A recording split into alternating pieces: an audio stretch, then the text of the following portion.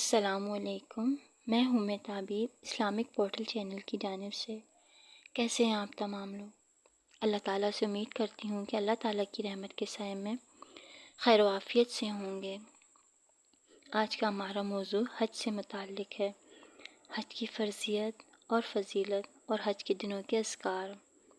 حضور اکرم صلی اللہ علیہ وسلم کا فرمان ہے جس کا مفہوم ہے حج ان سب گناہوں کو ختم کر دیتا ہے جو حج سے پہلے ہوئے۔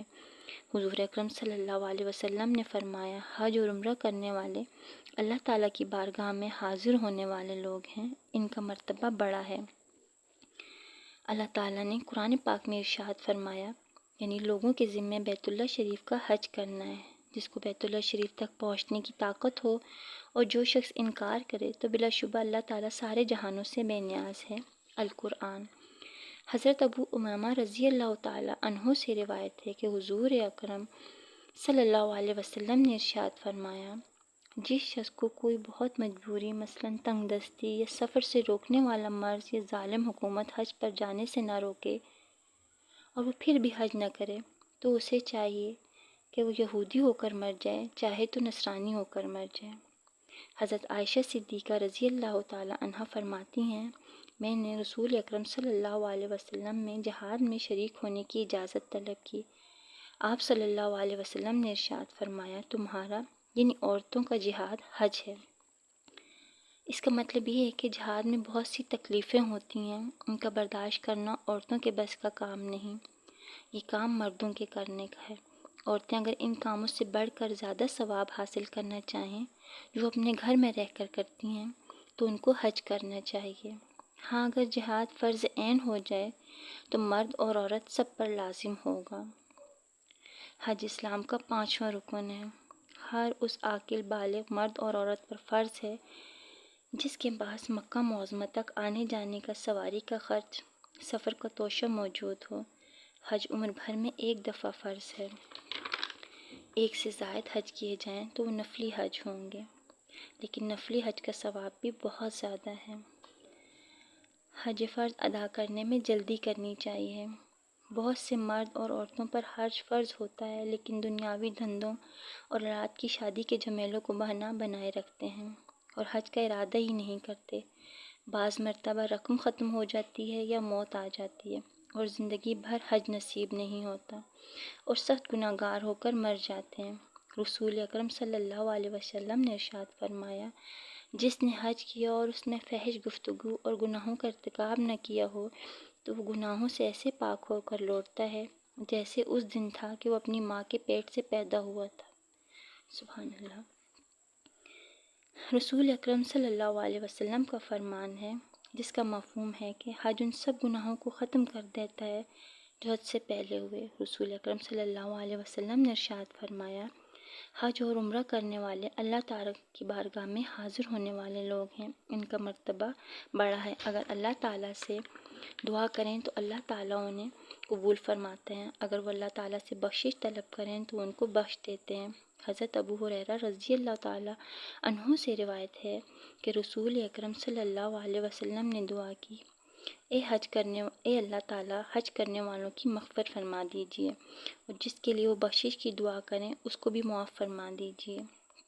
حضرت عبداللہ بن مسعود رضی اللہ تعالیٰ عنہ سے روایت ہے کہ حضور اکرم صلی اللہ علیہ وسلم نے فرمایا، حج اور عمرہ ساتھ ساتھ کیا کرو، یعنی حج کے بعد عمرہ بھی کر لیا کرو، کیونکہ یہ دونوں تنگ دستی اور گناہوں کو اس طرح دور کر دیتے ہیں جیسے بھٹی لوہے اور چاندی کے میل کو دور کرتی ہے۔ اور ارشاد فرمایا کہ حج مبرہ کا ثواب جنت ہے جو حلال مال سے کیا جائے اور جس میں گناہوں سے پرہیز کیا جائے، اور حج میں جس چیزوں سے منع کیا جائے ان سے دور رہیں۔ حج کی شرعی اخراجات میں سفر مدینہ اور تبرکات کا خرچ شامل نہیں۔ حساب لگائیں کہ ہمارے پاس زیور، جائیداد اور نقدی کس قدر مالیت کی ہے۔ اگر حج فرض ہوتا ہے تو اس کی ادائیگی میں بالکل بھی کوتاہی نہ کریں۔ حج کی فرضیت کے لیے مکہ شریف تک سواری سے آنے جانے کا خرچ اور راستے کے اخراجات کا ہونا شرط ہے۔ تبرکات کا جو خرید کر لاتے ہیں ان کو حج کے خرچ میں شامل کرنا غلط ہے۔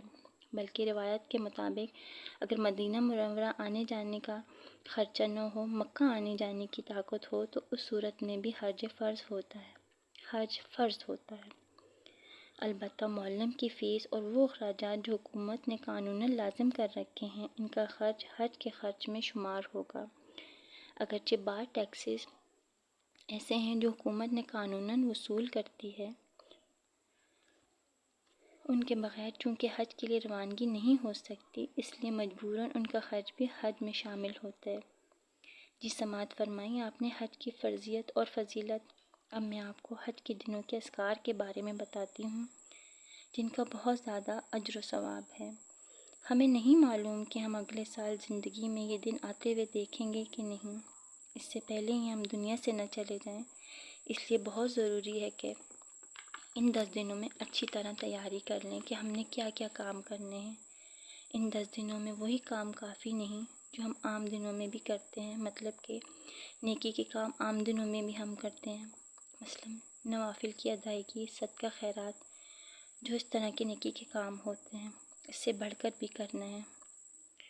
حضور اکرم صلی اللہ علیہ وسلم کے صحابہ کرام ان دنوں میں بہت زیادہ محنت کرتے تھے۔ محنت سے مراد اپنی عبادات کو اور بھی بڑھا دیا کرتے تھے۔ حضرت سعید بن جبیر ذی الحجہ کے 10 دن شروع ہونے کے بعد اس قدر عبادت کرتے تھے کہ لگتا تھا وہ اس میں قدرت نہیں رکھتے، یعنی وہ اپنے آپ کو اتنا تھکا دیتے کہ لگتا تھا وہ اس سے زیادہ کچھ نہیں کر سکتے، آخری درجے تک۔ نیک اعمال میں سے جو افضل اعمال ان دنوں کے پسندیدہ ہیں، اللہ کا ذکر ہے۔ نبی کریم صلی اللہ علیہ وسلم نے فرمایا، کوئی 10 دن اللہ کے ہاں ان 10 دنوں سے زیادہ عظمت والا نہیں، اور نہ ہی کسی دن کا عمل ان 10 دنوں سے محبوب ہے۔ بس تم ان 10 دنوں میں کثرت سے لا الہ الا اللہ، اللہ اکبر، الحمدللہ پڑھو، یعنی تہلیل، تکبیر اور تحمید۔ اب یہ کلمہ سبحان اللہ والحمدللہ، لا الہ الا اللہ واللہ اکبر، یہ کلمہ ان دونوں کلمات کا مجموعہ ہے، ان میں سبحان اللہ کا اضافہ بھی ہے۔ اسی طرح اللہ اکبر، لا الہ الا اللہ واللہ اکبر وللہ الحمد، اس میں بھی یہ دونوں چیزیں آ جاتی ہیں۔ الحمد یعنی اللہ کی حمد، لا الہ الا اللہ، اللہ اکبر۔ بس ہمیں چاہیے کہ ان 10 دنوں میں کثرت سے یہ کلمات اپنی زبان سے ادا کرتے رہیں، تاکہ ہمارے نامہ اعمال میں نیکیاں بڑھتی رہیں۔ ایک چیز یہ بھی ہے کہ ہمیں چاہیے ہم یہ کلمات زبان سے اونچی آواز میں ادا کریں، تاکہ ہمارے ساتھ کوئی بیٹھا ہو یا ہمارے ارد گرد کوئی بیٹھا ہو تو ہمیں یہ کلمات پڑھتا ہوا دیکھ کر یا سن کر وہ بھی ان کلمات کو ادا کرنا شروع کر دے۔ اب ایک اور اہم بات ان دنوں کے حوالے سے 9 ذی الحجہ کا روزہ ہے۔ اس روزے کی خاص فضیلت ہے، جس سے انسان کے گناہ معاف ہو جاتے ہیں۔ یہ روزہ گزرے ہوئے اور آنے والے 1 سال کا کفارہ بنتا ہے۔ سبحان اللہ۔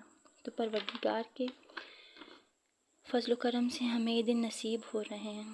ہمیں چاہیے کہ ہم خوب ذکر کریں اور 9 ذی الحجہ کا روزہ بھی رکھیں، اللہ تعالیٰ سے اپنے گناہوں کو بخشوائیں۔ پروردگار معاف کرنے والی ذات ہے۔ اگر آپ کو میری کاوش پسند آئی ہے تو اس ویڈیو کو اپنے دوستوں رشتہ داروں میں شیئر کریں، میرے چینل کو سبسکرائب کریں، ویڈیو کو لائک بھی کریں، میری حوصلہ افزائی کے لیے۔ اور سب سے بڑھ کر ایک چیز کہ مجھے اپنی دعاؤں میں یاد رکھیں۔ والسلام، آپ کی بہن ام تعبیر۔